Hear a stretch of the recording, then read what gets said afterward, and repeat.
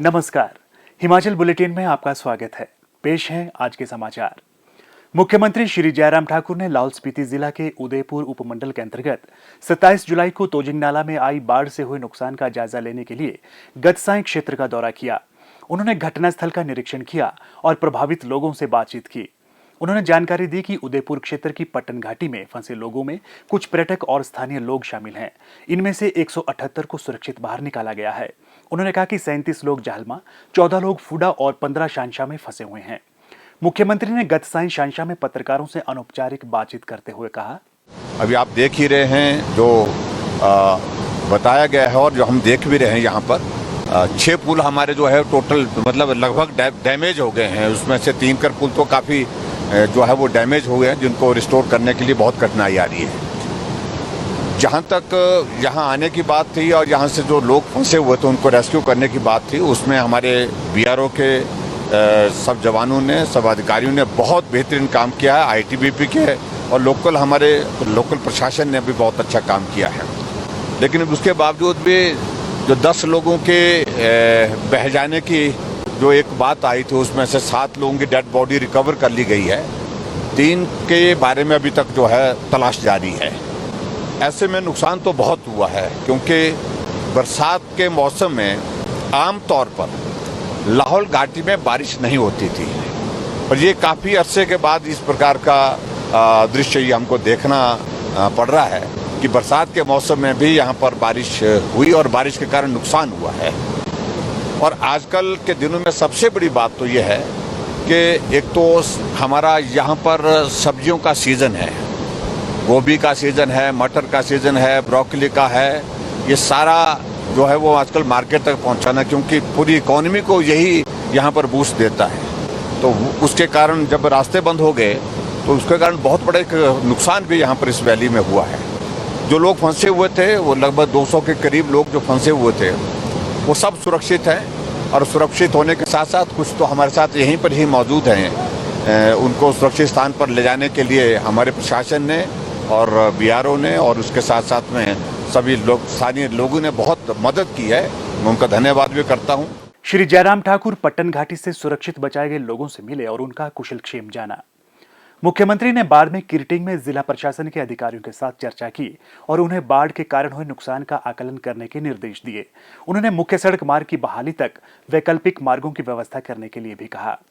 श्री जयराम ठाकुर ने कहा कि मुश्किल की इस घड़ी में प्रदेश सरकार प्रभावित परिवारों के साथ खड़ी है और उन्हें हर संभव सहायता प्रदान की जाएगी। मुख्यमंत्री श्री जयराम ठाकुर ने गतसाई लाहौल स्पीति के जिला मुख्यालय केलंग में वरिष्ठ अधिकारियों के साथ बैठक आयोजित की। उन्होंने अधिकारियों को प्रदेश सरकार की नीतियों और कार्यक्रमों का प्रभावी क्रियान्वयन सुनिश्चित करने के निर्देश दिए।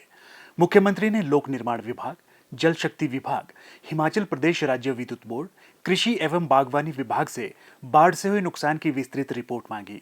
उन्होंने वर्ष भर पेयजल आपूर्ति उपलब्ध करवाने के लिए आधुनिक वैज्ञानिक अध्ययनों पर आधारित समग्र एवं सतत योजना तैयार करने के जल शक्ति विभाग को निर्देश दिए।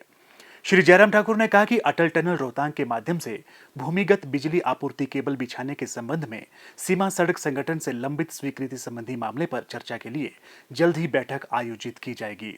उन्होंने कहा कि ये अति आवश्यक है, क्योंकि थिरोट पावर हाउस ही बिजली का एकमात्र स्रोत है।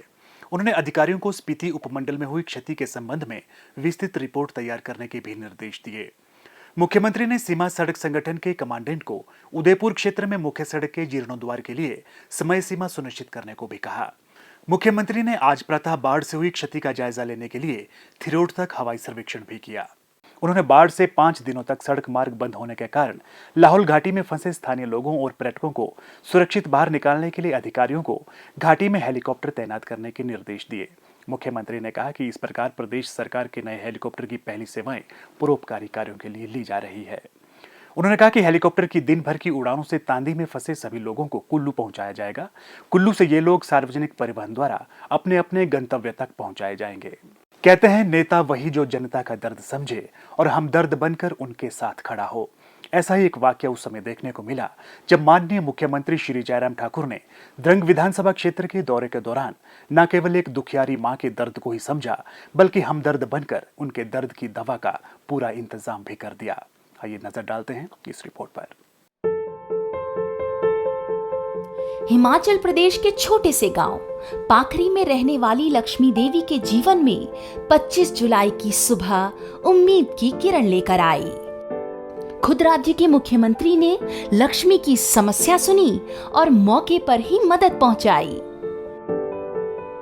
विधवा लक्ष्मी के जीवन की मुसीबतें भी पहाड़ जैसी बड़ी हैं।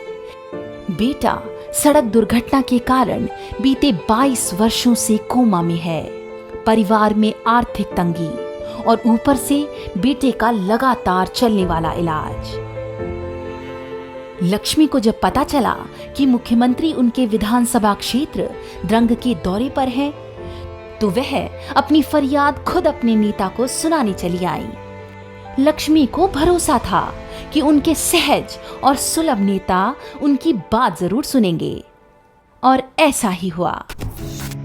ग्राम पंचायत टांडू से जब मुख्यमंत्री का काफिला गुजर रहा था, तो लक्ष्मी अपनी गुहार लेकर सड़क किनारे खड़ी थी।